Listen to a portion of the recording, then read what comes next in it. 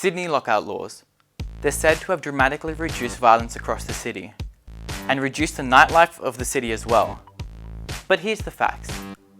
In 2014, the City of Sydney imposed a 1:30 AM lockout and a 3 AM last drinks policy for the Sydney CBD entertainment precinct, as well as a New South Wales-wide ban on takeaway alcohol after 10 PM.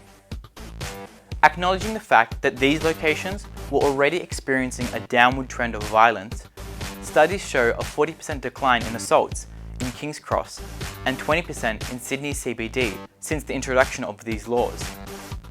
But we've also seen a 40% drop in live music revenue in lockout-affected areas, which, amongst other things, suggests a migration of patrons, a mass exodus, to venues and locations outside the lockout zone, like Newtown and Enmore. But what effect does that have on these iconic Australian suburbs?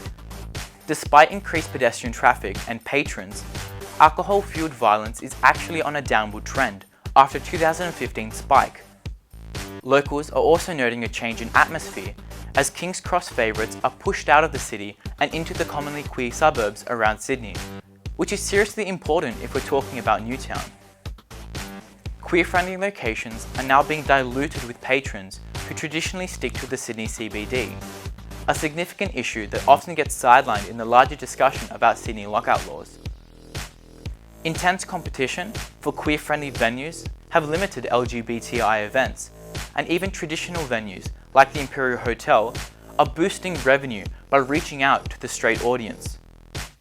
All this is the beginning of a changing atmosphere, where anecdotal reports show an increase in homophobic abuse and the erasure of iconic safe spaces in Sydney.